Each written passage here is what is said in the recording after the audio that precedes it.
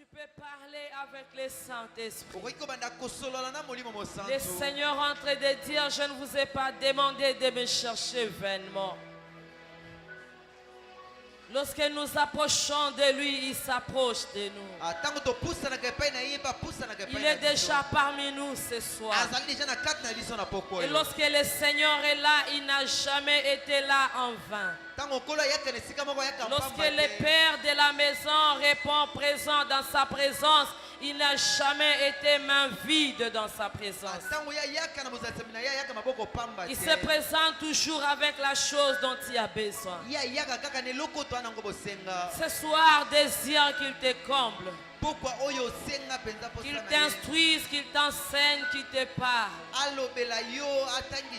La Bible dit que lorsque le peuple d'Israël était dans l'angoisse, ils crièrent à l'Éternel et l'Éternel envoya sa parole.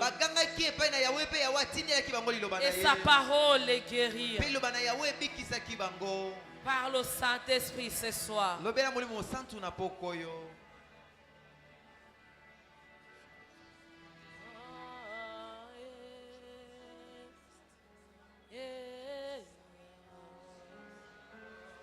Seigneur, nous te confions ces moments. Nous te prions de glorifier Jésus. Nous te prions de glorifier le nom de Jésus au milieu de nous. Nous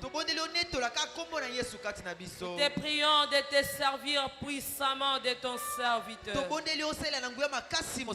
Afin que le message qu'il va apporter nous apporte la vie. Que le message qui va nous apporter soit accompagné par des signes, par des présages, par des miracles. Sens-toi à l'aise au milieu de nous, Saint-Esprit. Manifeste ta gloire et ta puissance. Nous proclamons la victoire sur toute influence de l'ennemi. Et nous confessons que Jésus-Christ est Seigneur en ces lieux. Ainsi, ensemble avec mes frères et sœurs, nous t'acclamons ce soir. Est-ce que tu peux bien acclamer le Seigneur? Est-ce que tu peux acclamer le rein de Jésus au milieu de nous? Tu es en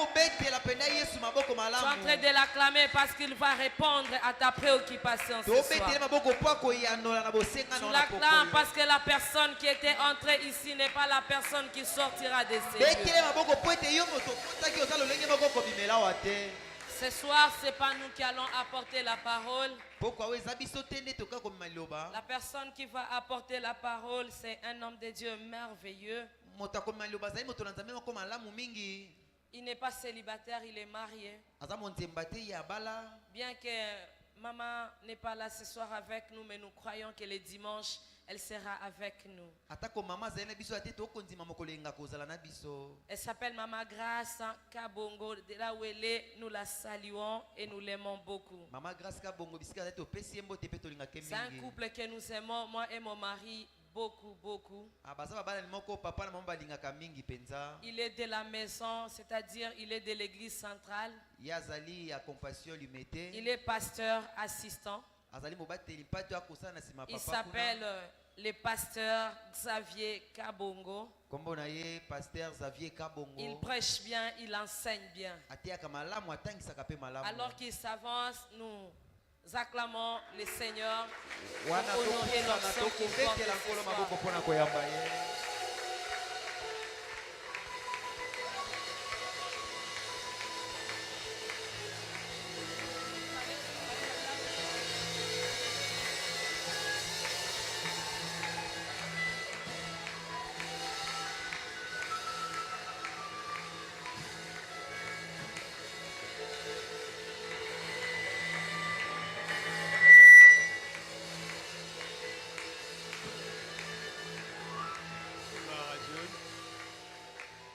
Gloire à Dieu. Merci Seigneur.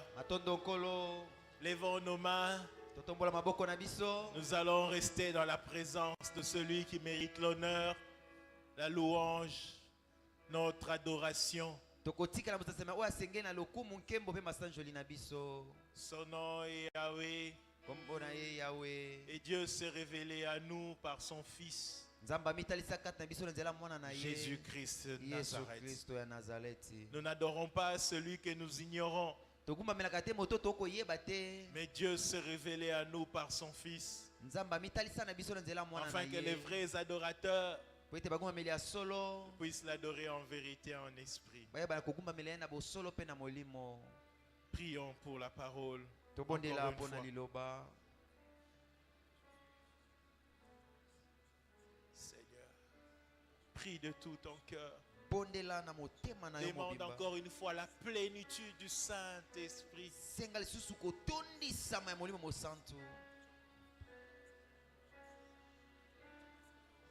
Oh yes.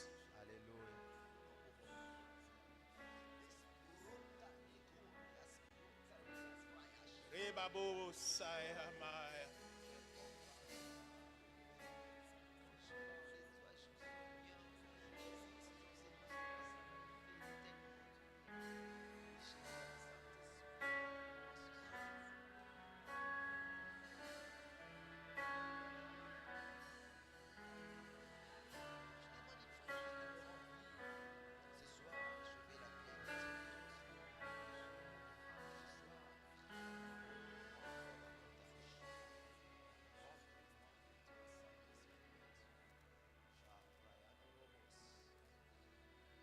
Que les voix montent maintenant.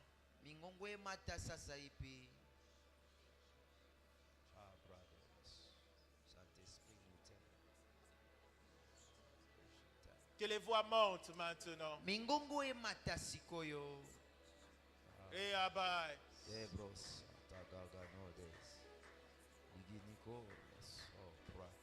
C'est abai. Bullshit.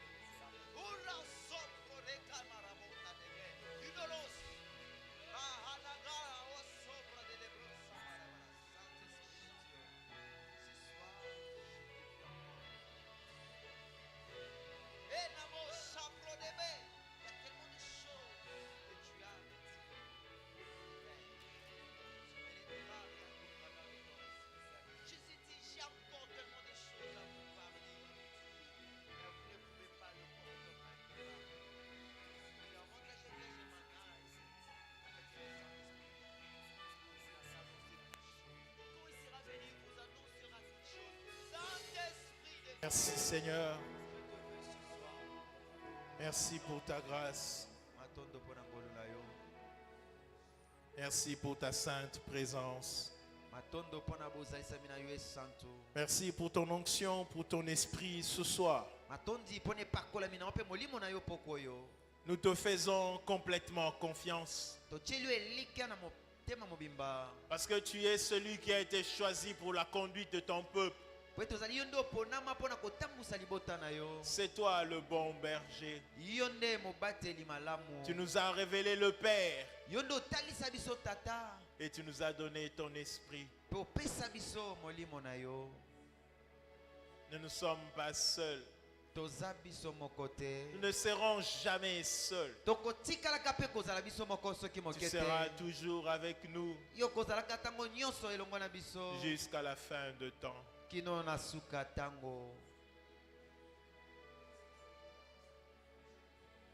Merci Jésus. Que le peuple de Dieu acclame le Seigneur.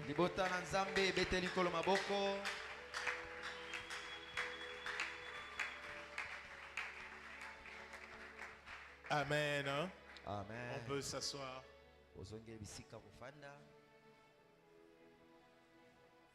Je rends grâce à Dieu pour ce privilège que nous avons de parler de sa part au milieu de vous.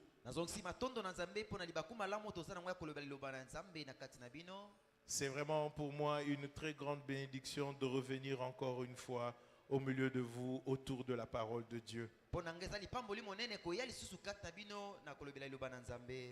Car par votre ministère, je suis également béni. Mes remerciements iront tout droit également au Père de la maison. Là, je pensais tout droit à l'homme de Dieu, le pasteur Justin Malanga, ainsi que maman Divine Malanga. Merci pour la marque de confiance que vous révélez également à notre regard ce soir. Comme j'étais en train de le dire, c'est par votre ministère que nous arrivons, nous aussi, à exercer notre appel. Et nous en sommes énormément bénis. Soyez bénis également, vous qui êtes là cet après-midi. Est-ce qu'on peut glorifier le Seigneur par nos acclamations ce soir? Nous commençons et nous allons continuer notre série d'enseignements sur la loyauté.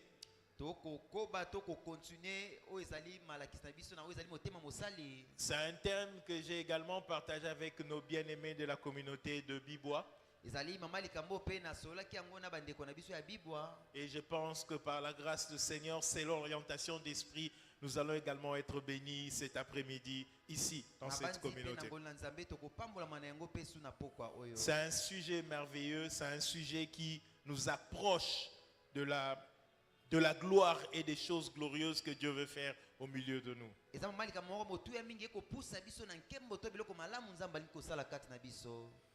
Mon sous-thème ce soir, je l'ai intitulé de la manière suivante: l'esprit, l'onction du ministère et la loyauté. Amen. Amen. Nous pouvons nous tenir debout, nous allons lire la parole de Dieu.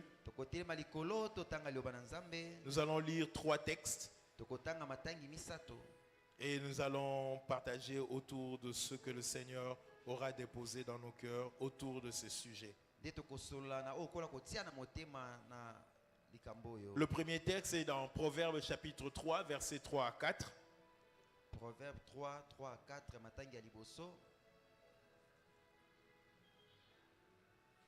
Proverbes chapitre 3, versets 3 à 4. Je suis en train de lire la nouvelle Bible Ségon. Que la fidélité et la loyauté ne t'abandonnent pas. Attache-les à ton cou. Écris-les sur la table de ton cœur. Tu trouveras ainsi grâce et bon sens aux yeux de Dieu et des humains. La version parole de vie du même verset dit ceci: sois toujours bon et fidèle. Attache ces qualités à ton cou. Écris-les sur ton cœur. Alors Dieu et les hommes t'aimeront. Tu réussiras. Exode chapitre 18, versets 13 à 21. Exode 18, 13 à 21. Vous y êtes? Lisons. Le lendemain, Moïse s'assit pour juger le peuple, et le peuple s'étend devant lui depuis le matin jusqu'au soir. Le beau-père de Moïse vit tout ce qu'il faisait pour le peuple et il dit: que fais-tu là avec ce peuple? Pourquoi sèches-tu tout seul? Et tout le peuple se tient devant toi, depuis le matin jusqu'au soir. Moïse répondit à son beau-père: c'est que le peuple vient à moi pour consulter Dieu. Quand ils ont quelques affaires, ils viennent à moi, je prononce entre eux et je fais connaître les ordonnances de Dieu et ses lois. Les beaux-pères de Moïse lui disent: ce que tu fais n'est pas bien. Tu t'épuiseras toi-même et tu épuiseras ce peuple qui est avec toi. Car la chose est au-dessus de tes forces, tu ne pourras pas y suffire seul. Maintenant écoute ma voix, je vais te donner un conseil et que Dieu soit avec toi. Sois l'interprète du peuple auprès de Dieu et porte les affaires devant Dieu. Enseigne-leur les ordonnances et les lois et fais-leur connaître le chemin qu'ils doivent suivre et ce qu'ils doivent faire.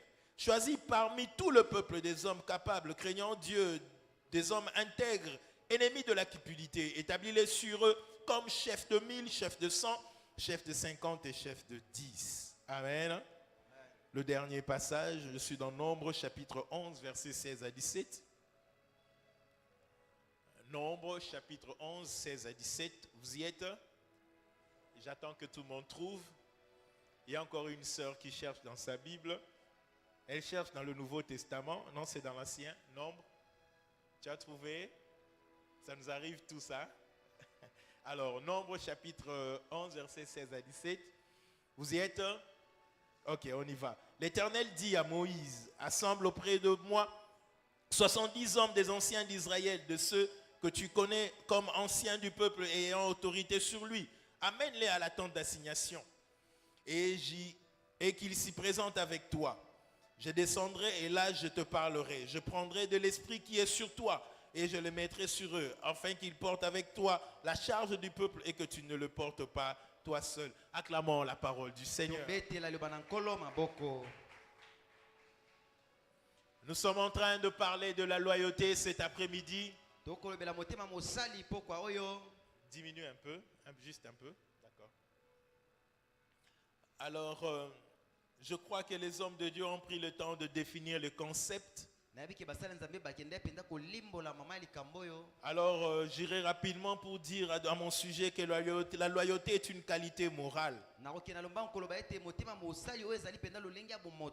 La loyauté est le dévouement envers un engagement.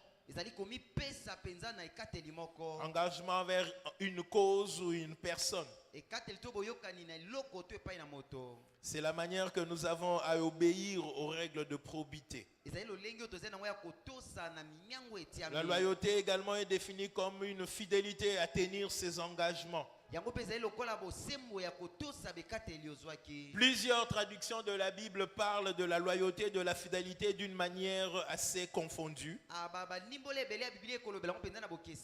Parce que dans le verset de Proverbe que nous avons lu tout à l'heure, vous avez vu que dans d'autres versions on parle de la fidélité, mais dans d'autres versions on dit loyauté. C'est-à-dire les deux concepts se rencontrent quelque part.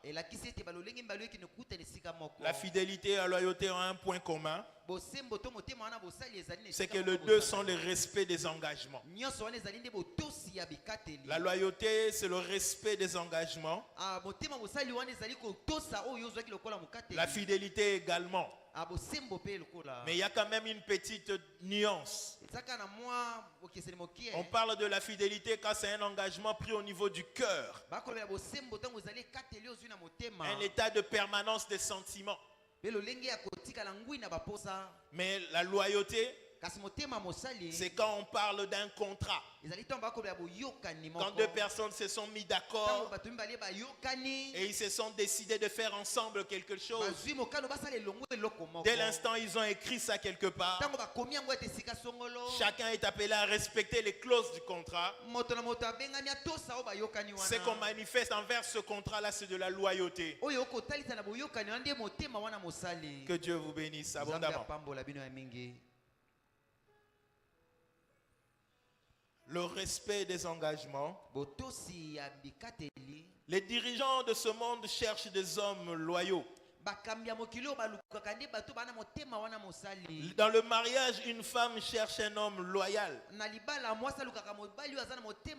Dans les affaires, les hommes d'affaires cherchent des collaborateurs loyaux. Dans le pays, les dirigeants cherchent des collaborateurs loyaux. Dieu aussi cherche des gens, des personnes loyales. Dieu aussi cherche des gens qui seront fidèles à leurs engagements. Dieu aussi cherche des personnes qui vont honorer, respecter leurs engagements. La loyauté est une valeur morale recherché par Dieu, recherché aussi par les hommes. Les hommes ont besoin de la loyauté. Dieu aussi en a besoin.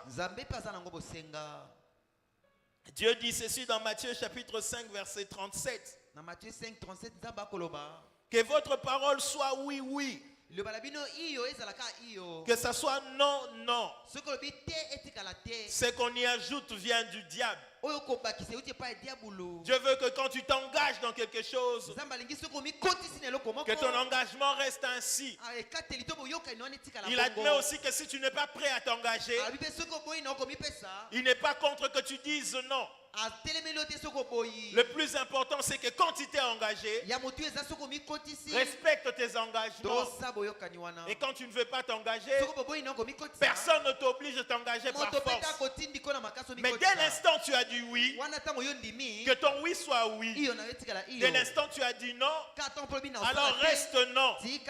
Dieu n'aime pas des gens qui changent, des gens qui transforment leur engagement, des gens qui se désengagent dès qu'ils rencontrent des obstacles. Dieu veut que tu restes oui quand tu as dit oui. Et quand tu as dit non, il ne t'en voudra pas. L'essentiel que tu dises non. C'est pour cela que je vous ouvre une parenthèse pour vous dire, même par rapport à notre conversion, dès le jour où tu as accepté de donner ta vie à Jésus,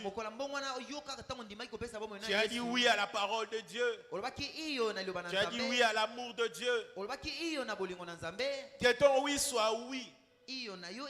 Mais dès l'instant tu as accepté la parole de Dieu, et après on te retrouve encore une fois dans des choses du monde, Dieu n'honore pas ce genre de personnes, parce que nous n'arrivons pas à respecter notre engagement.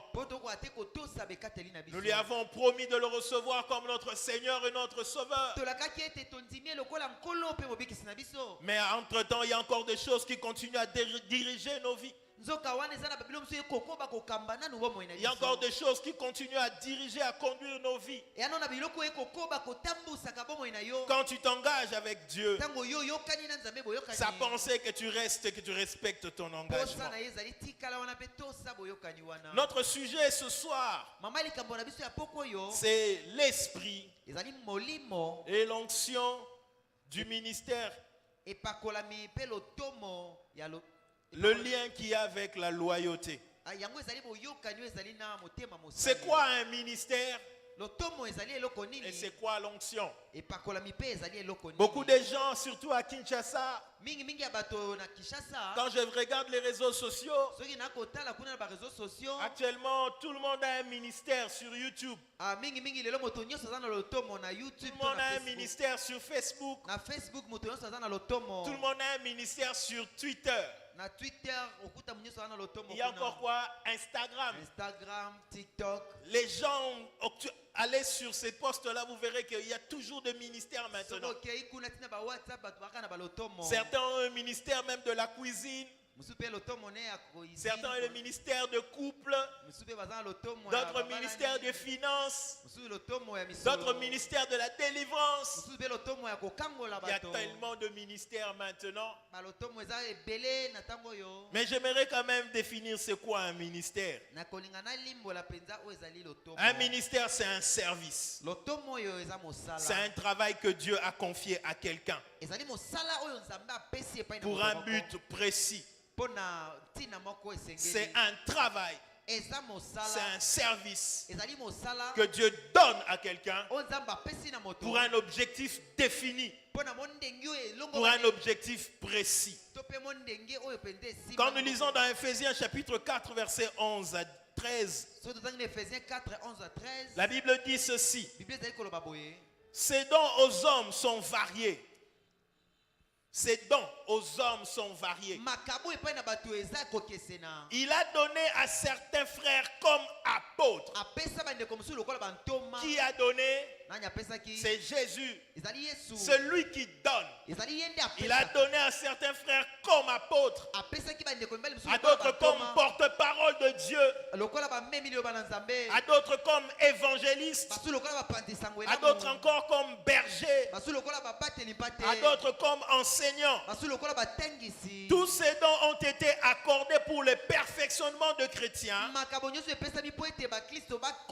afin qu'ils soient tous convenables et équipés pour le service. Dans d'autres versions, on dit pour le ministère.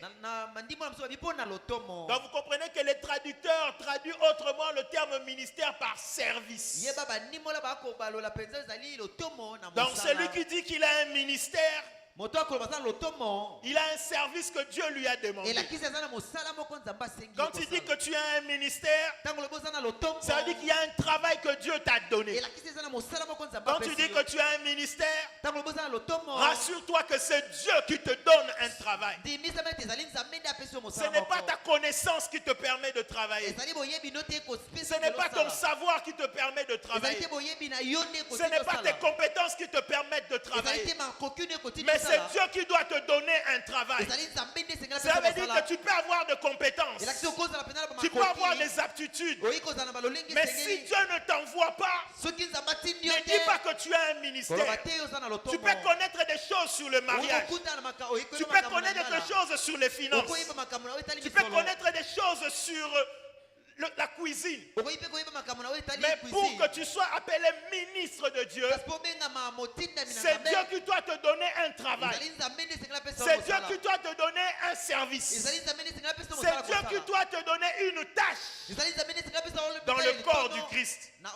Si Dieu ne t'a pas donné un travail, si Dieu ne t'a pas donné une tâche, si Dieu ne t'a pas donné un service pour un but précis, parce qu'il dit ceci, c'est pour le perfectionnement de chrétiens. C'est toujours pour un but précis. Et le but en question, ce n'est pas ton argent, ce n'est pas ton ventre, ce n'est pas ta réputation, ce n'est pas tes succès, ce n'est pas ton élévation, ce n'est pas ta situation économique, mais le but du ministère, c'est le perfectionnement de saints, le perfectionnement de chrétiens.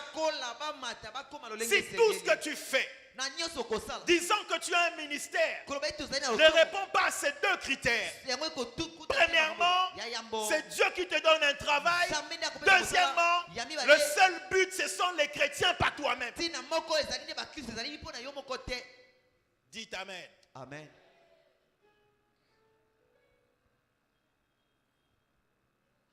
Le ministère est donc un mandat que Dieu te donne.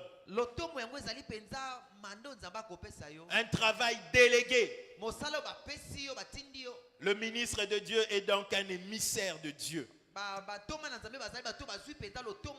Et cette manière de voir apparaît clairement également quand vous lisez la Bible dans la version CMR dans 1 Corinthiens chapitre 12 versets 4 à 6. 1 Corinthiens 12, 4 à 6. On dit ceci: il y a toutes sortes de dons par la grâce, mais c'est par le même esprit. Il y a toutes sortes de services, mais c'est le même Seigneur. Il y a toutes sortes d'activités, mais c'est le même Dieu. Et c'est lui qui met tout cela en action chez tous. Encore une fois, l'onction, le ministère est défini comme un service. C'est Dieu qui met, c'est Dieu qui envoie, c'est Dieu qui délègue, c'est Dieu qui donne le travail, c'est Dieu qui mandate le travail. Amen. Amen. Pourquoi alors sommes-nous en train de parler du ministère de l'onction et de la loyauté? Parce qu'aujourd'hui, tout le monde veut exercer dans le ministère.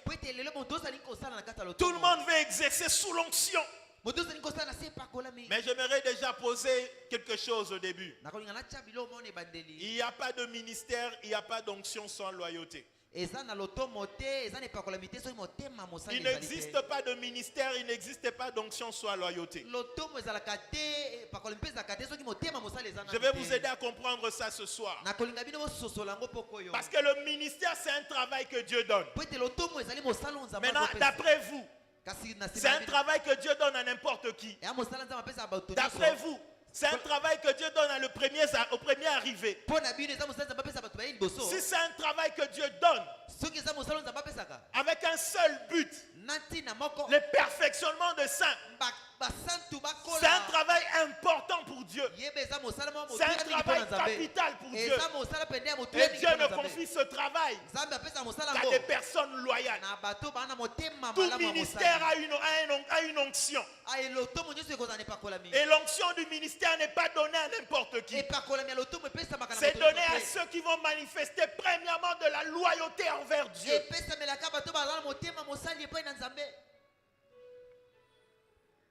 Lisons ceci. Dans Exode chapitre 3, versets 7 à 10. Je vais vous expliquer qu'est-ce qui donne naissance à un ministère.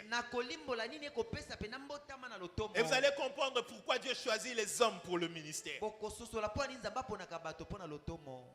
Exode chapitre 3, verset 10, c'est 7 à 10. L'Éternel dit: j'ai vu la souffrance de mon peuple qui est en Égypte. Et j'ai entendu les cris que lui font pousser ses oppresseurs. Je connais ses douleurs. Et je suis descendu pour le délivrer de la main des Égyptiens. Pour le faire monter de ce pays dans un pays, un vaste pays. Dans un pays où coule le lait et le miel. Dans les lieux qu'habitent les Cananéens, les Étiens, les Amoréens, les Phérésiens, les Éviens, les Jubésiens. Voici les cris d'Israël sont venus jusqu'à moi.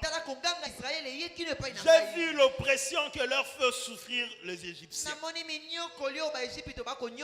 On s'arrête d'abord là. Lisez bien ce verset. La Bible dit: j'ai vu la souffrance de mon peuple. Dieu est en train de dire que j'ai vu la douleur que font subir les Égyptiens sur mon peuple. Et Dieu a pris une décision. Je suis descendu pour les délivrer. Qui est descendu? Qui est descendu? Qui est descendu? Je suis... Ah, Dieu m'a arrêté juste au bon moment. Je suis descendu pour les délivrer. Je vous avais dit, quand Dieu a un travail, il fait toujours un travail pour un but. Il dit qu'il est descendu pour délivrer son peuple. C'est pas fini. Il dit pour les faire monter dans ce pays et bon et vaste pays que j'avais promis à leur père. Et il décrit très bien qu'est-ce qu'il va faire. Il définit même les frontières du pays. Il définit très bien la vision. Il montre très bien ce qu'il veut faire. Qui me comprend jusque-là? Qui veut faire ça? C'est Dieu. Qui veut faire ça? Est-ce que c'est quelqu'un? C'est un homme? Répondez-moi s'il vous plaît. C'est un homme, c'est un enseignement. C'est un homme. Mais c'est Dieu qui veut faire. C'est Dieu qui est descendu. Descendre veut dire que j'ai quitté les cieux. Je suis venu parmi les hommes pour faire un travail. Et quel travail? Le délivrer des Égyptiens. Les amener vers le pays que je promis à leur père. Le pays de Canaan. Et il a bien défini les frontières. C'est Dieu qui est venu faire. Mais dans le verset 10, il dit ceci. Maintenant, va. Je t'enverrai auprès de Pharaon. Tu feras sortir mon peuple, les enfants d'Israël. Qui est descendu? Qui est descendu? Mais on envoie qui? Moïse. Quelqu'un est avec moi. Dieu est descendu lui-même pour délivrer. Lui-même il a une vision. Lui-même il a une mission. Lui-même il a un travail. Il dit bien le travail qu'il est venu faire, c'est délivrer son peuple de la souffrance qu'il y avait en Égypte. Les amener quelque part. Il définit bien le lieu où il va les amener. Et lorsqu'il finit de donner la vision, il regarde un homme, Moïse. Il dit toi va. C'est ça le ministère. Le ministère c'est le travail de Dieu. C'est l'activité de Dieu. Mais qu'il a confié à un homme. Le ministère c'est le service de Dieu, mais qu'il confie à un homme. Le ministère c'est le travail de Dieu qu'il confie à un homme. En d'autres termes, si Dieu n'a rien prévu, ton ministère n'a pas de sens. Si Dieu n'a pas un travail, ton ministère n'a pas un sens. Le ministère d'un homme tire son sens dans le but de Dieu, dans les objectifs de Dieu. Il faudrait que Dieu descende de lui-même pour un but bien déterminé. Et puisqu'il ne peut pas lui-même travailler parmi les hommes, il choisit maintenant un homme à qui il va confier ce travail-là. Il dit dans le verset 13, je suis descendu pour délivrer, mais Moïse, toi, va. Amen.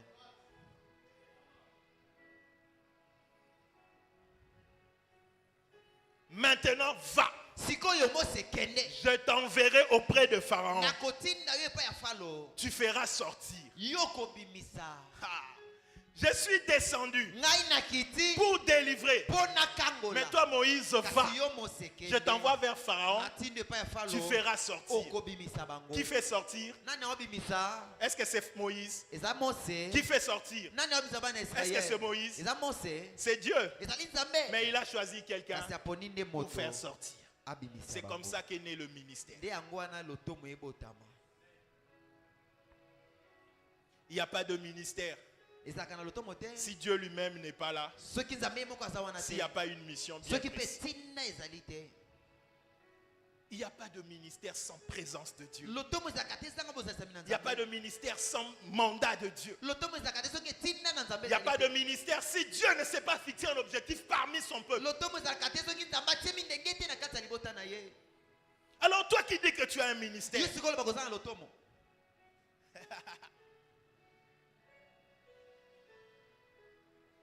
qu'est-ce que Dieu t'a dit pour nous? Il nous amène où avec toi?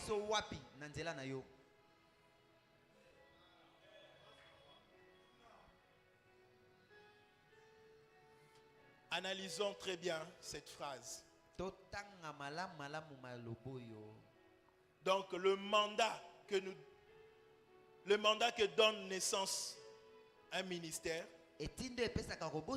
c'est quand Dieu a un travail et qu'il est descendu lui-même pour faire ce travail. Et maintenant il choisit quelqu'un pour faire ce travail. Amen. Amen. C'est ça le mandat. C'est ça le ministère. Alors pour faire ce travail, c'est un travail spirituel. C'est un travail puissant qui exige de la puissance de Dieu, qui exige des capacités surnaturelles. Parce que quand je vois Moïse, je le compare avec l'Égypte. Moïse n'est rien. Moïse ne représente rien. Preuve. Le jour où il a osé, avec sa propre courage, avec ses propres efforts, délivrer sa propre nation, dès qu'on a constaté cela, un des frères des Hébreux lui a dit: veux-tu encore me tuer comme tu avais tué l'Égyptien l'autre fois? La Bible dit Moïse avait compris que la chose s'était sûre. Il a fui parce qu'il connaissait la puissance des pharaons, parce qu'il connaissait la puissance de l'Égypte. Sa force ne pouvait pas délivrer son peuple. Son intelligence ne pouvait pas délivrer son peuple. Ses capacités ne pouvaient pas délivrer son peuple. Même s'il a étudié avec les Égyptiens, même s'il connaissait leurs habitudes, même s'il a été formé par eux, même s'il était prince d'Égypte, ce n'est pas sa position qui pouvait sauver. Ce n'est pas son intelligence qui pouvait sauver. Ce n'était pas les entraînements en Égypte qui pouvaient sauver. Le jour où il a osé faire avec les autres capacités, la Bible dit qu'il a fui. Mais lorsque celui qui a créé le ciel et la terre est venu, lui a donné le mandat, lui a donné le mandat, lui a donné la capacité de faire un travail surnaturel.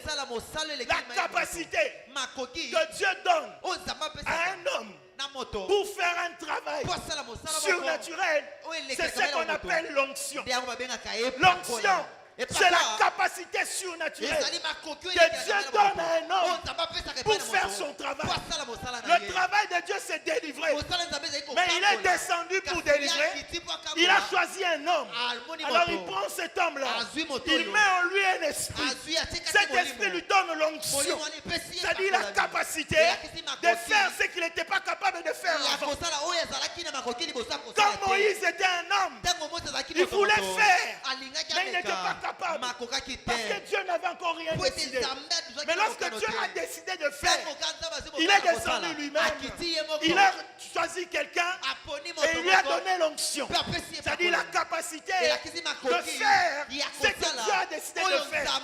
Ainsi Moïse, devant Pharaon, était comme Dieu. Parce que ce qu'il faisait, ce n'était pas l'activité d'un homme. Ce n'était pas l'action d'un homme. Ce n'était pas l'activité d'un homme. Mais c'était l'activité de Dieu lui-même. Et Dieu lui a dit: je ferai de toi Dieu devant l'Égypte. Je ferai de toi Dieu devant l'Égypte. Pourquoi? Parce que c'est moi-même Dieu qui suis descendu pour les délivrer. Mais toi, je vais t'utiliser. Et quand Dieu décide d'utiliser quelqu'un, il lui donne des capacités divines. Et devant tous les hommes, cet homme-là n'est plus un homme. Il est comme Dieu. Amen.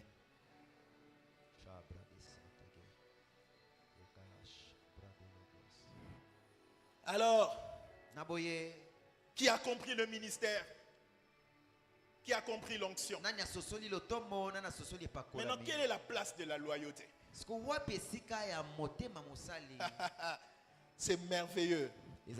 Écoutez, j'ai dit au début de mon message que Dieu aussi a besoin des hommes loyaux. Des hommes qui savent tenir leurs engagements. Des hommes qui savent tenir leurs promesses. Des hommes qui savent dire oui et ça reste oui. Et son non reste non. La Bible dit ceci. Dans le verset de Proverbe que nous avons lu. Sois toujours bon et loyal. Attache ces qualités à ton cou. Écris-les sur ton cœur. La conséquence, c'est quoi?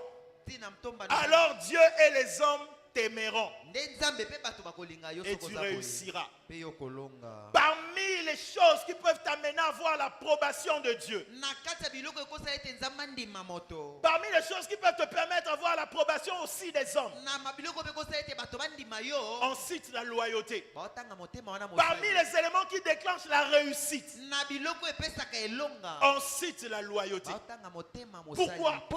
Parce que la loyauté, c'est l'unique vertu qui permet à Dieu de te faire confiance. Rappelez-vous encore, Dieu dit ceci: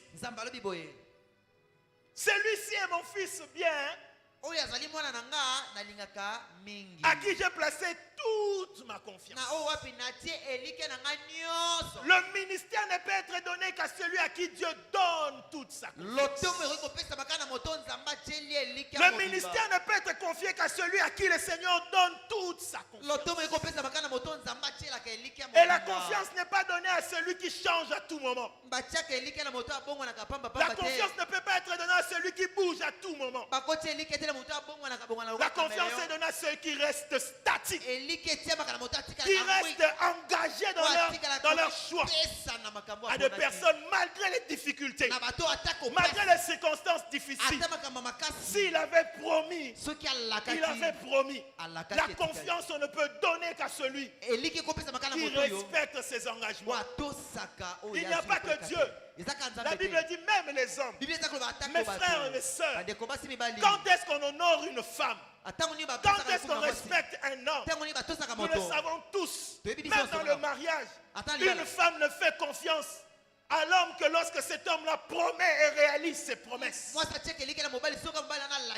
Dans une société, on donne plus de responsabilités à celui qui dit qu'il va faire et il réalise ce qu'il a dit. Même dans la société, on considère un homme de confiance. Quand il te donne sa parole, il fera tel qu'il t'a dit. Plus tu es loyal, plus les hommes te confient des choses. De la même manière, plus tu es loyal, plus Dieu te confie des choses. Dieu ne confie pas des choses à des gens qui changent, mais lui aussi il cherche la loyauté. Les hommes aussi cherchent la loyauté. Comprenons ça maintenant.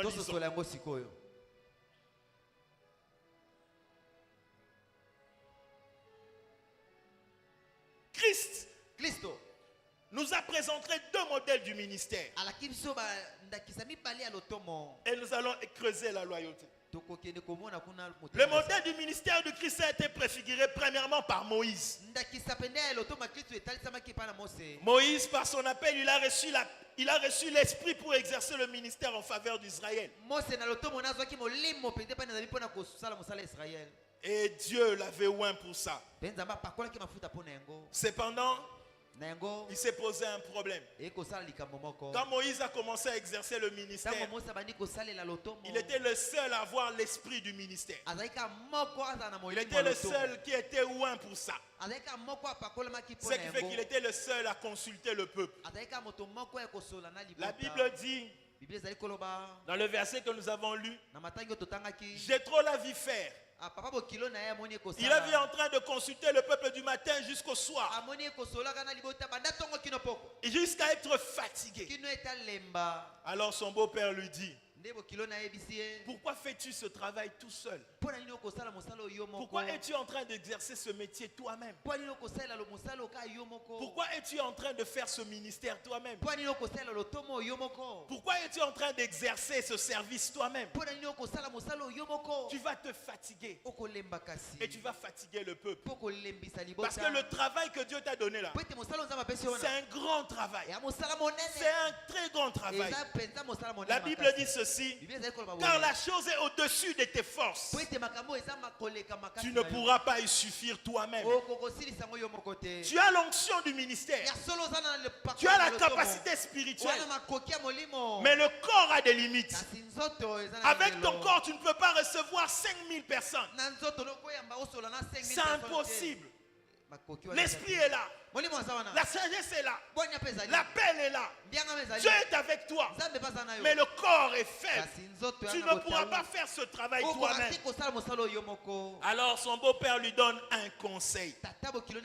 Quand on lui donne ce conseil, il lui dit que Dieu puisse t'assister. Que Dieu vienne à travers ce conseil pour te parler. Maintenant, quand il donne le conseil, il dit à Moïse, choisis. Dis à ton voisin, choisis. Choisis parmi tout le peuple des hommes capables. Et la capacité, c'est quoi? Parce que je vous avais dit, chaque ministère a besoin des hommes capables. Et la capacité ici. Par capacité ici de ceci. Premièrement, craignant Dieu. Deuxièmement, homme intègre. Troisièmement, ennemi de la cupidité. Les trois critères de sélection pour hériter un ministère. Parce qu'il y a seulement deux façons d'avoir un ministère. Premièrement, soit rencontrer Dieu lui-même pour qu'il te confie un ministère, ou être à côté de celui qui a un ministère pour avoir le même esprit du ministère. Si tu n'es pas dans ces deux choses-là, ton ministère n'est pas authentique. Amen. Qui est avec moi? Il n'y a que deux façons d'avoir le ministère. Soit tu rencontres toi-même Dieu. Il te donne un mandat pour partir. Ou soit tu rencontres un homme de Dieu qui a un mandat. Mais puisque le mandat de Dieu est tellement grand, et il ne peut pas l'exécuter lui-même, il a besoin de personnes autour de lui sur qui il va choisir. Ce n'est pas Dieu qui va choisir, c'est lui qui va choisir. J'aimerais que quelqu'un comprenne ceci. Dieu a la capacité de choisir. Dieu aussi a la capacité de choisir les personnes à côté de Moïse. Mais il dit par Jéthro, c'est toi qui choisis. Pourquoi? Parce que quand tu as reçu l'appel, c'est toi qui as rencontré Dieu. C'est toi qui connais les exigences du ministère. C'est toi qui connais les exigences du ministère. Ce n'est que celui qui a rencontré Dieu qui est capable de choisir d'autres. Parce qu'il connaît les critères de sélection de Dieu.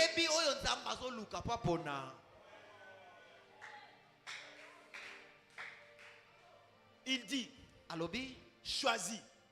Mais quand tu vas choisir, tu ne choisis pas en fonction de ta famille. Tu ne choisis pas en fonction des relations.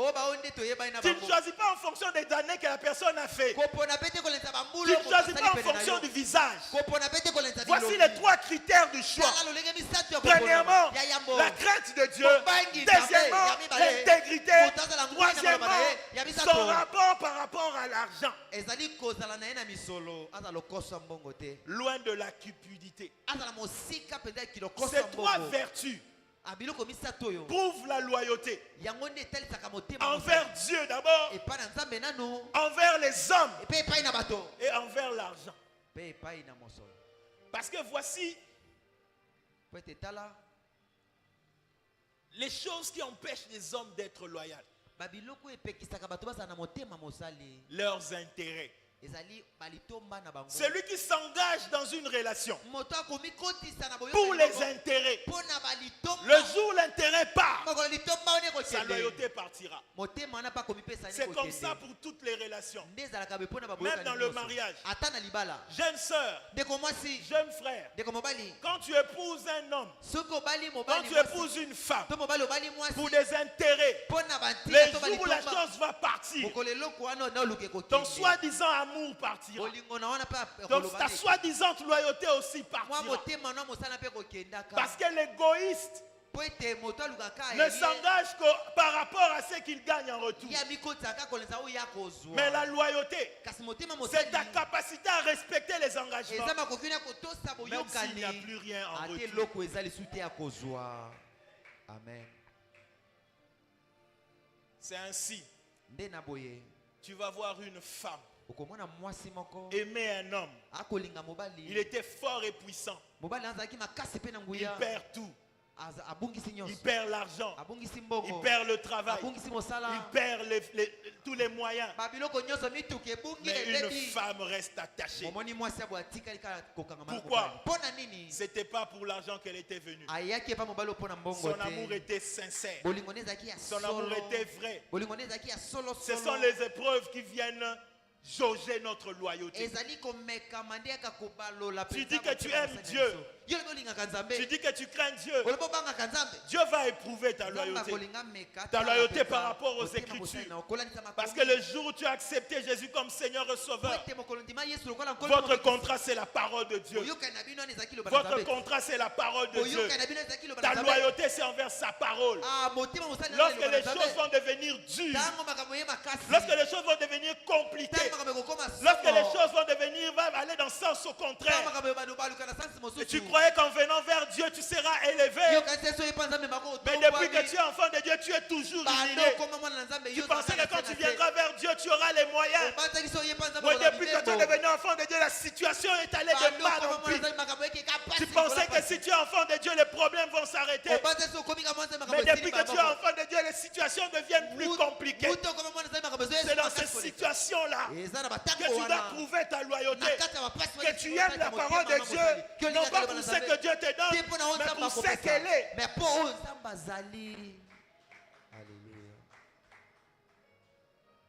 La crainte de Dieu, l'intégrité est ennemi de la cupidité. Pourquoi es-tu ici? Pourquoi sers-tu Dieu? Pourquoi as-tu le zèle que tu as? Si ton service, le zèle de ton service est accompagné d'un désir d'avoir le succès, est accompagné d'un seul désir d'améliorer tes conditions financières, si ton zèle n'est pas que tu sois connu, si ton zèle est justifié par la seule raison que tu dois avoir de la renommée, tu n'es pas loyal. Parce que la loyauté repose sur ta capacité à rester oui. Même quand les choses sont contraires, quand tu avais dit non. Le jour où tu avais dit oui à Dieu, tu t'attendais à quoi? Si tu t'attendais qu'à des bénédictions, fais attention. La parole de Dieu va t'éprouver. Et tous ceux qui viennent pour les intérêts, souvent ne résistent pas. Parce que Dieu vient d'abord éprouver notre loyauté avant de nous confier la mission. Écoutez ceci. C'est merveilleux ce que Dieu m'a appris. Dieu dit à Moïse: ensemble auprès de moi 70 hommes anciens d'Israël, de ce que tu connais. Qui a déjà lu ce verset? De ce que tu connais. J'aimerais que chacun regarde ce verset. On avait lu ça dans Nombre chapitre 11, 16 à 17.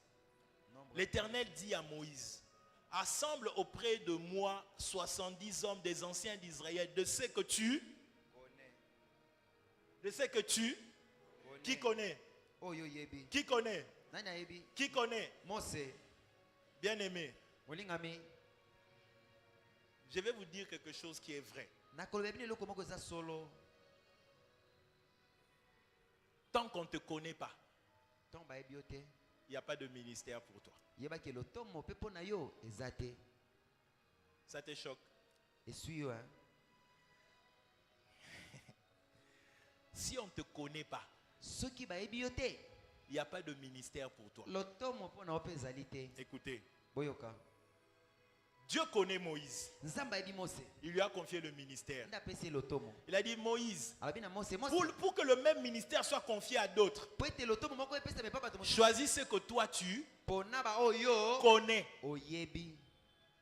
Le verbe connaître ici, tiré du mot grec, veut dire éprouver, expérimenter. Des personnes que tu as éprouvées, des personnes que tu as expérimentées. Pourquoi? Parce que Dieu lui-même a éprouvé Moïse avant de lui confier. Moïse, toi aussi, avant de confier, tu dois éprouver et tu dois expérimenter. Écoutez, un père spirituel, ça doit être quelqu'un qui te connaît, qui t'a vu grandir, qui t'a vu parler en langue, qui t'a vu tomber et te relever, qui connaît tes forces, qui connaît tes faiblesses, qui t'a encadré, qui t'a observé pendant un long moment. Je suis des fois surpris. Quelqu'un qui à un moment commence un ministère. Et lorsque son ministère est déjà grandi, il commence maintenant à chercher un père. Mon père. Et ce qui est bizarre, tu vas voir même des pères en question, ils viennent aussi. Hein. Ils lui donnent le ministère. D'où l'avez-vous connu? Quand est-ce que tu l'as éprouvé? Quand est-ce que tu as expérimenté son ministère? Bien-aimé, faites attention. Faites très attention. Le ministère n'est donné qu'à ceux qui sont connus de père. Connus.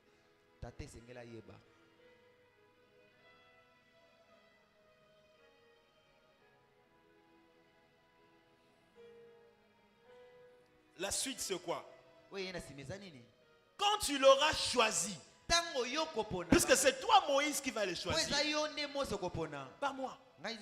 Mais quand tu vas le choisir, tu l'amèneras devant la tente d'assignation. Amène-le devant la tente d'assignation, qu'il s'y présente avec toi. Bien aimé dans le ministère, il faut que ça soit quelqu'un qui te présente. Si on ne te présente pas, tu peux tout faire. Tu n'auras pas l'onction. Parce que l'onction commence toujours quelque part et descend. Il dit, tu vas l'amener dans la tente d'assignation. Tu vas te présenter toi avec eux. C'est un homme oint qui présente un autre oint à Dieu. Tu vas dire que c'est l'Ancien Testament. J'arrive, je vais te montrer même au Nouveau. Quand tu lui présentes dans la tente d'assignation, écoute ce que Dieu dit. D'accord. Dieu dit, je descendrai. Avant, j'étais descendu pour toi, non? Maintenant, il dit encore, je descendrai. Là, je te parlerai. Pas les personnes que tu as apportées, mais je te parlerai à toi, Moïse. Parce que toi, jusque-là, on ne te connaît pas.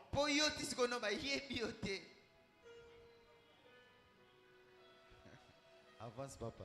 Je parlerai à Moïse. Maintenant, qu'est-ce que je vais faire? Je prendrai l'esprit qui est sur toi. Je mettrai sur eux. Pas un autre esprit. L'esprit que je t'avais donné là, quand je t'avais rencontré. Puisqu'il s'agit du même ministère, puisqu'il s'agit du même travail, il n'y a pas deux esprits. Nous avons lu les versets quelque part. Le même ministère, même esprit. Le même travail, même esprit, le même appel, même esprit. Il n'y a pas d'autre esprit. Il n'y a pas d'autre esprit. Il n'y a pas d'autre esprit. Il n'y a pas d'autre esprit. C'est l'esprit qui a commencé, qui va continuer. Je prendrai l'esprit qui est sur toi et je mettrai sur eux.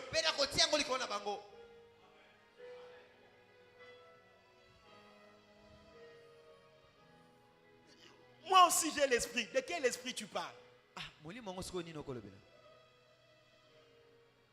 De quel esprit tu parles?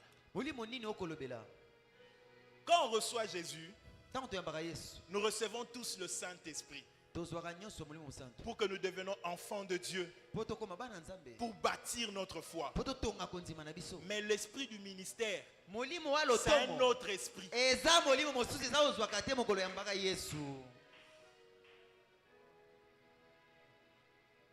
Amen. Et cet esprit-là, ça commence là-bas, par Dieu lui-même. Ça descend par quelqu'un et ça commence à se répandre chez les autres. Mais pour que les autres là te donnent l'accès à cet esprit, ils doivent te connaître, t'éprouver, t'expérimenter. Et tu dois être loyal, crainte de Dieu, intégrité, loin de la cupidité. C'est à ce moment-là qu'on te prend. Toi, tu ne connais pas Dieu. Tu as rencontré le Père qui t'a sauvé. Mais celui qui donne le ministère, tu ne le connais pas. On doit te le présenter. On t'amène devant la tente d'assignation. On te dit, Père, c'est lui que j'ai choisi. Et le Père va regarder effectivement ton cœur. Si ton cœur est bon, crainte de Dieu.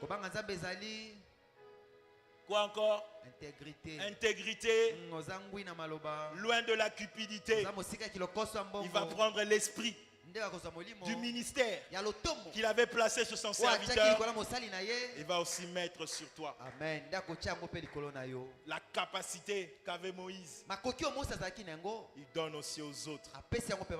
La conséquence c'est quoi? Je mettrai aussi sur eux afin qu'ils portent avec toi la charge du peuple et que tu ne portes plus toi seul. Amen.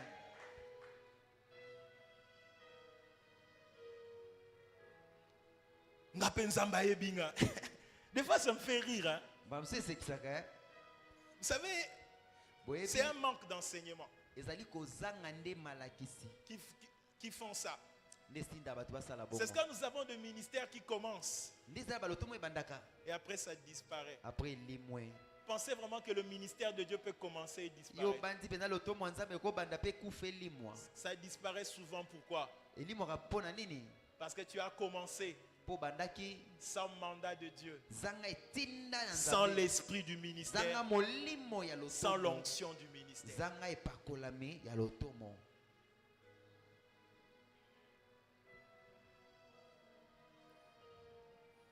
Quelqu'un me dit, là c'est l'Ancien Testament. La Bible dit dans Joël, dans les derniers temps, je répandrai de mon esprit sur toutes tes chairs. Vos fils et vos filles prophétiseront. Ils sont pas prophètes, ils sont pas ministres. Déjà, moi, quand je vois quelqu'un venir avec Joël pour expliquer le ministère, j'ai envie de revenir à l'affermissement pour qu'ils comprennent la prophétie de Joël. Le ministère n'est pas un don. Il existe les dons. Il y a aussi le ministère. Je vous ai expliqué le ministère. C'est un travail que Dieu est descendu lui-même pour faire. Il confie à quelqu'un. Mais le don que nous exerçons dans le corps du Christ, le don que nous exerçons dans l'église locale, n'a rien à voir avec un travail de Dieu. Cela nous concerne tous. Et Paul dit, aspirez à ça, aux dons les meilleurs. Tout le monde, sans expression, aspirant à ça. Parce que c'est le don que donne le Saint-Esprit à tout enfant de Dieu né de nouveau. Mais le ministère, même dans le Nouveau Testament, regarde ce que Christ a fait.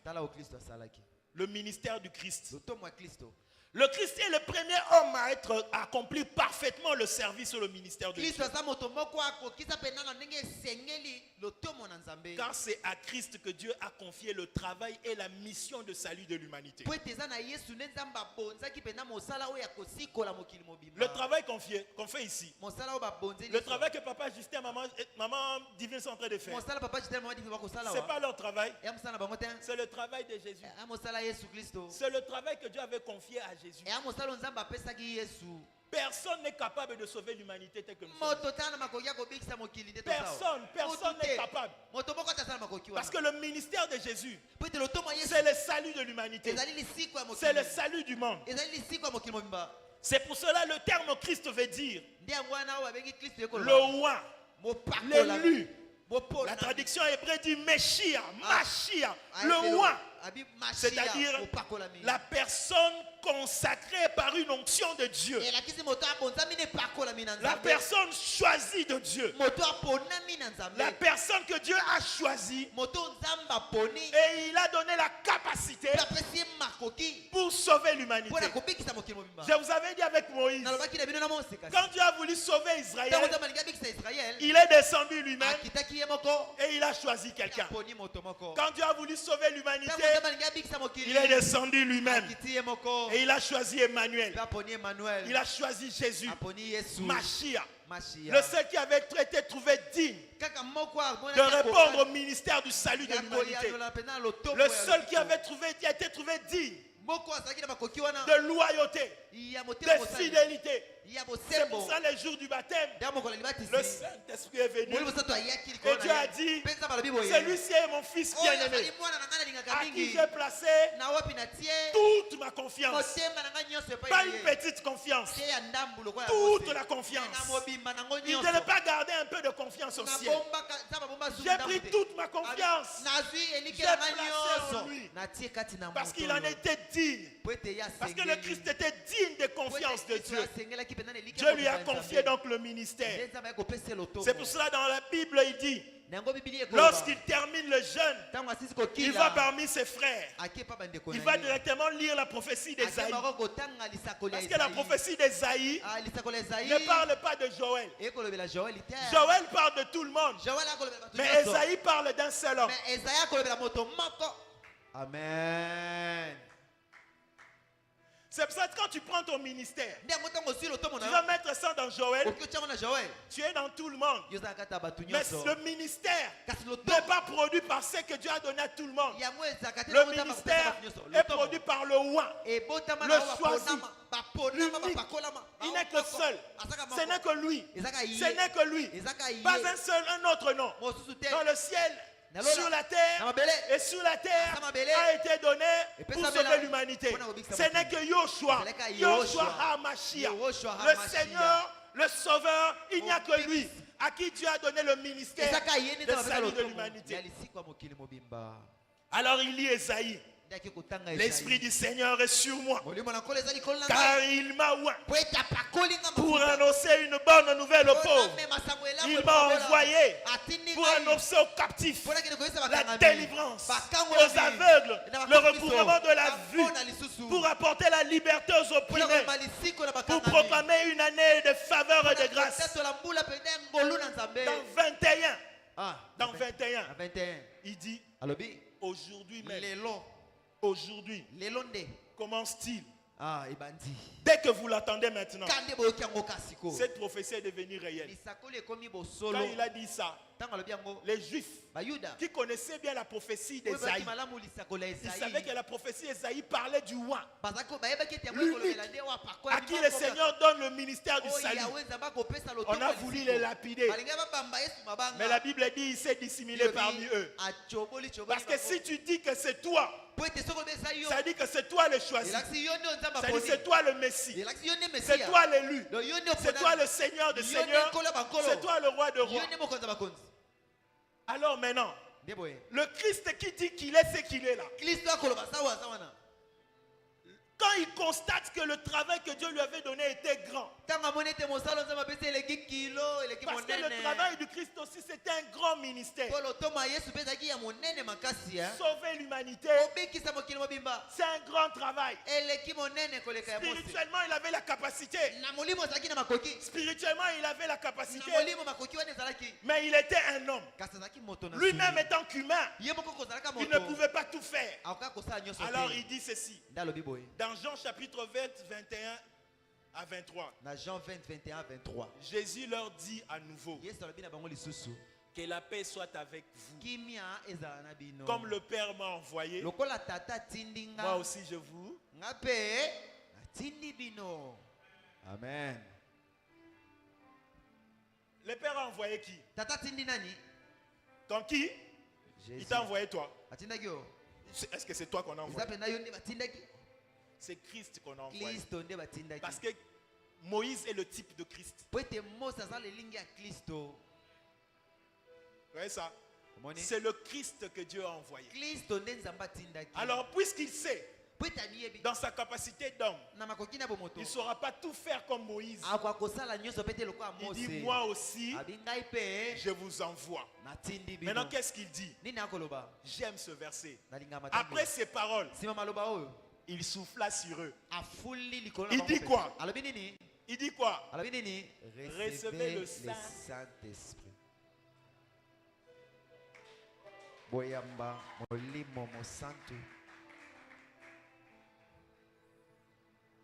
Ceux à qui vous pardonnerez les péchés leur seront pardonnés. Ceux à qui vous retirez les péchés seront retenus. Est-ce qu'avant Jésus, il y avait un homme capable de pardonner les péchés des hommes ici?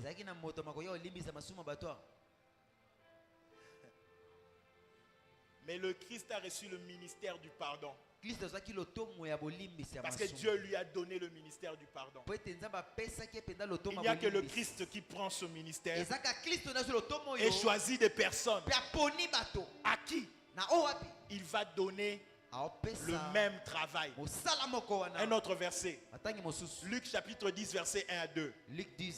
Après cela, le Seigneur désigna encore 70 autres disciples. Moïse avait choisi combien? Moïse avait choisi combien? Jésus choisit combien? 70. Merci. Quand il les choisit, qui les a choisis? Là-bas, qui avait choisi? Ici, qui choisit? Pourquoi Dieu n'a pas choisi? Parce que quand le ministère est déjà descendu par quelqu'un, la personne là connaît les conditions du choix du ministère. C'est à la personne là de choisir. Parce qu'il connaît les conditions spirituelles. Il connaît les exigences du ministère. Et quand il choisit, Dieu fait confiance aux personnes qu'il a choisies. De la même manière, Dieu avait pris l'esprit qui était sur Moïse. Il a mis sur les choisis que Moïse avait sélectionné. Quand Jésus choisit, la Bible dit, il souffla sur eux, il dit, recevez l'esprit. Quel esprit? Le même esprit que j'avais reçu. Pas un autre. Parce que c'est toujours le même esprit. Et quand il dit ceci, il les envoya 2 à 2 dans toutes les villes, les lieux où lui-même devait, qui devait aller. Mais il a choisi des. C'est comme ça qu'est né le ministère, même dans le Nouveau Testament. Il y a toujours un choisi. Et c'est par lui que les options vont continuer à descendre. Je plains les fils spirituels qui coupent la lignée. Les rebelles n'héritent pas. Tu n'auras pas l'onction. Judas n'a pas été loin. Parce que la cupidité a été trouvée en lui. 3 choses. La crainte de Dieu, l'intégrité et la cupidité. Le ministère n'est pas descendu sur Judas. Pourquoi? Cupide. Il n'était pas intègre envers Jésus. Il n'était pas digne de son onction et de son ministère. Fais attention à ton cœur. Quand tu travailles à côté d'un homme de Dieu, un homme de Dieu qui a reçu l'onction, l'onction ne viendra pas sur toi parce que tu as mis longtemps ici. Mais l'onction cherche des personnes qui craignent Dieu, qui sont intègres, loin de la cupidité.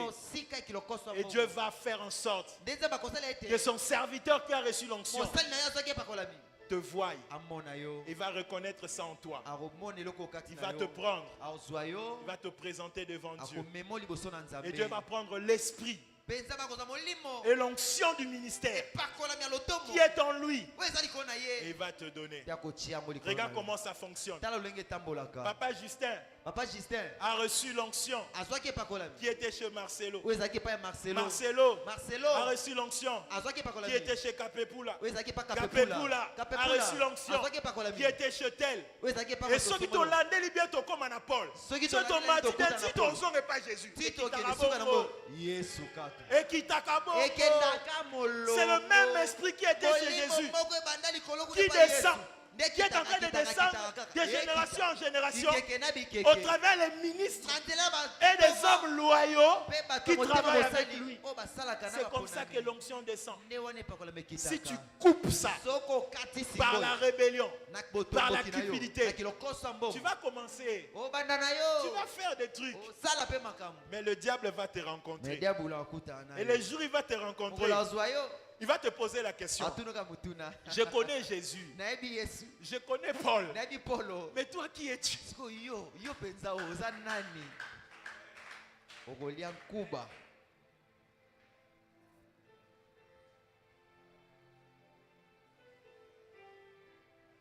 J'ai fait 25 ans à la compassion. Je sais ce que je vous dis. À un moment, avec un certain nombre de frères, quand tu as commencé à l'utiliser dans l'onction et dans la prédication, mon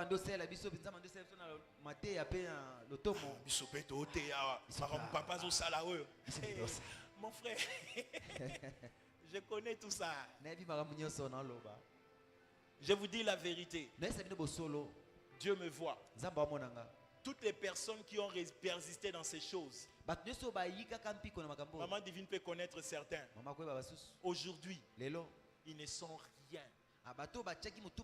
Ils ont commencé des ministères. Les gens les ont suivis. Mais quand il n'y a pas l'onction du début, on les a trouvés dans beaucoup de compromissions. Certains ont engrossé. D'autres se sont retrouvés dans des trucs bizarres. Les ministères sont finis. Ils sont comme des malheureux. À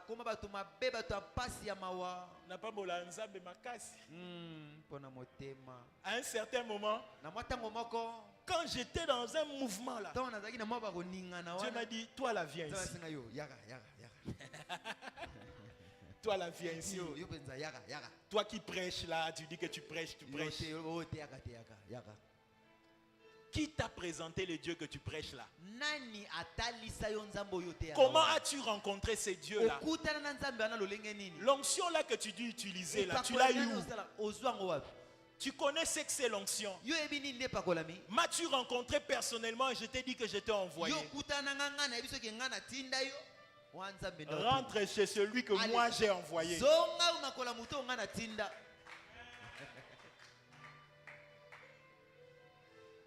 Bien aimé. Amen. Pour attendre qu'il gauche. Soka lobi zonga droite. Na yoka sonité na zonga kana malembe.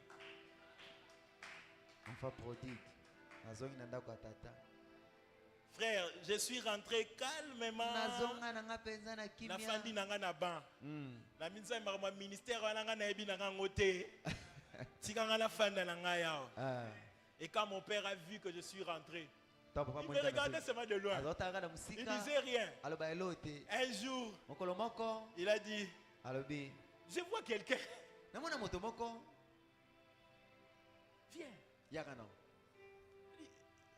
Vous le connaissez? Moi, je le connais.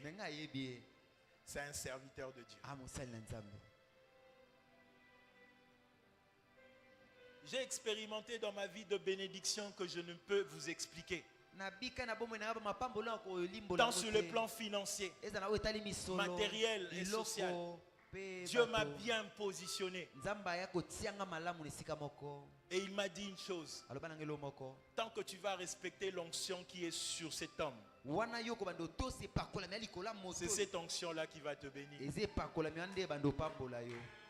Amen. Je vous dis la vérité. Respectez l'onction que le Seigneur met sur vos dirigeants. Ne murmurez pas. Je vous dis la vérité. Et ce qui est bizarre, ils n'ont pas besoin d'être parfaits pour avoir cette onction. Parce que Dieu les a choisis tels qu'ils sont. Tel que Moïse bégayait. Avec ses imperfections, c'était lui les choisi. Et Dieu les a choisis. Il a mis sur eux l'onction. Respecte cette onction-là. Elle viendra sur toi. Elle va bouleverser ta vie. Pas seulement par rapport au ministère, même par rapport à ton travail, même par rapport à tout ce que tu fais. Je suis en train de vivre l'onction de mon Père même dans mon travail. Maman divine sait. J'ai expérimenté la main de Dieu d'une manière extraordinaire. Je suis venu seulement me cacher sous l'onction de celui que Dieu a appelé. Et après plus de 25 ans, cet homme de Dieu là me dit: Xavier, je reconnais ton ministère. Tu es maintenant pasteur. Après 25 ans. La première fois que j'ai prêché à la compassion, c'était en 2005. J'ai commencé à prêcher en 2005. Je n'avais même pas encore un diplôme de graduat. Elle, maman, était encore païenne. Mais elles sont devenues pasteurs avant moi. Mais moi, j'étais là, assis comme ça. Et Dieu m'a dit une seule chose. Si tu rates cette onction, tu vas détruire tout ton appel. Bien-aimé, il y a une onction ici. Il y a l'onction du ministère ici. Ça ne vient pas d'un homme. Ça vient de très loin. Il y a de cela 2000 ans. Aujourd'hui, les apôtres ne sont pas là. Mais ils ont laissé leur onction aussi à d'autres. Et aussi ils ont laissé leur onction à d'autres. Un jour c'est arrivé à Dinabala. Après c'est arrivé à d'autres personnes. Et aujourd'hui c'est sur nous. Si tu reconnais la grâce et tu restes fidèle, tu vivras à la main de Dieu. Je n'avais même pas encore un diplôme d'état. Quand j'ai reçu le Dieu que le pasteur Marcelo m'a prêché, je me rappelle encore, j'ai fui le cours en 4e des humanités pour me faire baptiser en Gili. Je suivais cet homme parce que le jour où il m'avait présenté son Dieu, ma vie avait changé. Et ce Dieu-là n'a pas arrêté de changer ma vie. Je me suis marié à la compassion. Non, j'ai terminé mes études. Je me suis marié à la compassion. J'ai eu mon premier travail à la compassion. J'ai construit de maisons à la compassion. J'ai acheté de voitures à la compassion.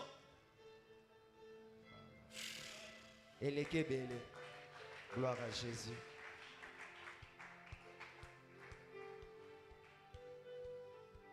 Et cette huile est encore là. L'onction du ministère et la loyauté. Craignez Dieu. Soyez intègres. Ne soyez pas pressés. Soyez calmes. Acceptez l'école de Dieu. Il peut te briser. Il ne va pas te tuer. Il peut te presser. Il ne va pas te tuer. Je vais terminer avec ce que Dieu m'a enseigné. Vous savez, quand on prend le raisin, on le prend, on le cueille, on le met dans un panier et on fait des trous dans le panier. On prend des pierres, on met d'abord en bas et puis on met le raisin dessus. Les gens lavent les pieds et puis ils vont monter dans le bassin. Ils vont commencer à écraser les raisins. Ils vont écraser. Ils vont écraser. Quand tu regardes le raisin, comment il est écrasé. Le raisin a mal. Pourquoi on me foule aux pieds? Donc, au fur et à mesure qu'on écrase, le jus de raisin sort. Ça sort par des trous. Et à chaque trou, on va mettre de bocal. À chaque fois que le bocal est rempli, on va fermer. On va aller garder très loin. On va oublier. Ça va faire des années, des années. Mais le jour, il y aura un jour, ça sera un jour de fête. Au jour de fête, on ne boit pas de l'eau. Le jour de fête, l'eau est tous les jours en train d'être bu. Parce que les gens sont habitués. Mais les jours spéciaux, les gens refusent l'eau. Ils cherchent le vin. Quel vin? Qu'on avait écrasé, qu'on avait oublié, qu'on avait écrasé, qu'on avait oublié. Le jour de la fête, les gens cherchent le vin. C'est ce jour-là qu'on est allé chercher les vases. Et quand on va servir, les gens vont boire. Ils seront dans la joie. Ils seront dans l'allégresse. Mais le travail a commencé où? Par le crasement. Par le crasement. La loyauté. Dieu va tester ta loyauté par des moments difficiles, par des circonstances difficiles. Dieu va tester ta loyauté. Dieu va tester ta confiance. Est-ce que tu es capable d'aimer Dieu, de t'attacher à son serviteur malgré les moments difficiles, malgré l'onction qui grandit en toi, malgré ta connaissance de la parole?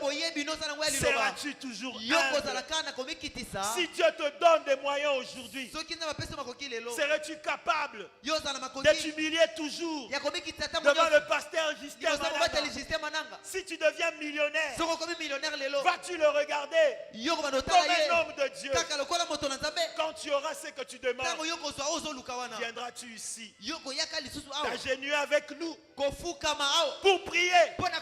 Ou tu diras, ici il fait très chaud, ici il fait très chaud, ce n'est pas de parking pour mon véhicule. J'ai vu des gens comme ça, ils n'étaient rien. On a prié, Dieu l'a béni. Il dit, j'ai pas de parking pour mettre mon véhicule. Il fait chaud là-bas. Mon frère Toyebani, Toyebeska ko sambela. Amen. Chaud ni comme isuswa.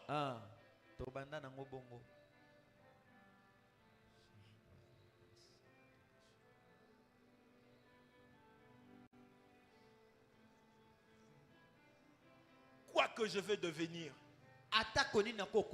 j'ai dit à mon cœur, je resterai ce que je suis. Je resterai dans ma communauté. Je vais honorer cet homme. Car je sais qui j'étais.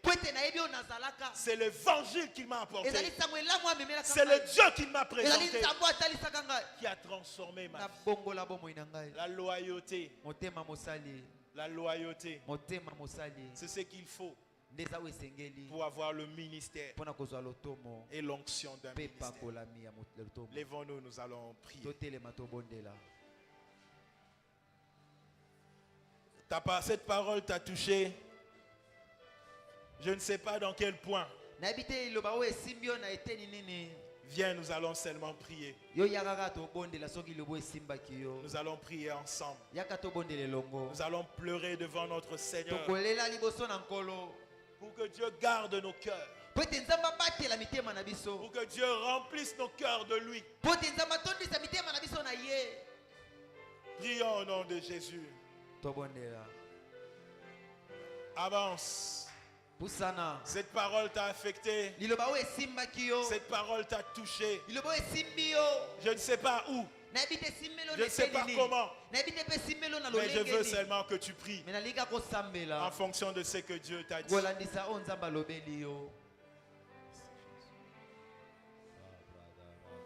Excusez-moi, nous allons déborder un peu. Mais je veux que l'on prie pour cela. Il y a des personnes qui seront visitées par la grâce de Dieu. L'onction du ministère viendra sur toi pour changer ta vie. Et cette onction, je le dis, ce n'est pas l'onction d'un homme. C'est depuis Jésus. De génération en génération. Dieu est en train de répandre cela. Et en train de bouleverser les vies. Levez vos mains. Recevez cela. Change de mélodie.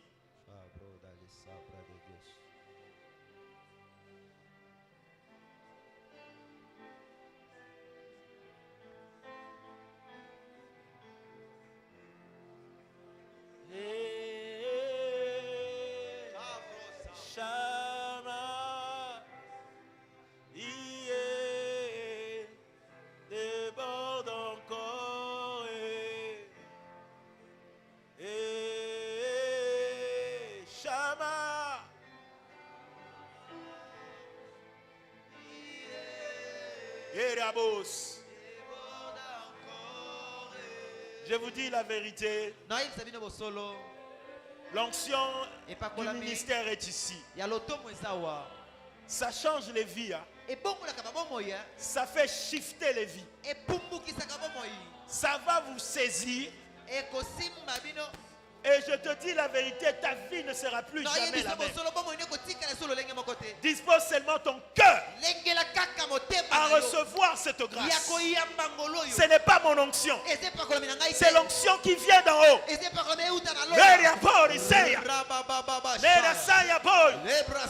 Tous ceux qui ont le cœur disposé maintenant, toi qui es venu devant, recevez cela. Je compte 1, 2, 3.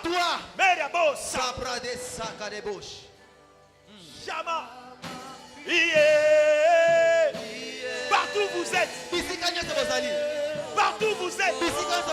Recevez cela. Je compte 1, 2, 3. Receive it all.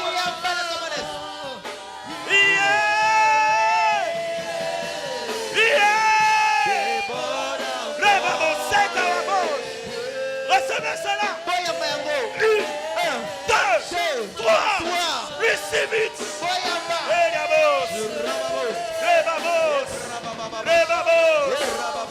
Partout vous êtes. Recevez cela. 1, 2, 3. Receive it. The name of Jesus.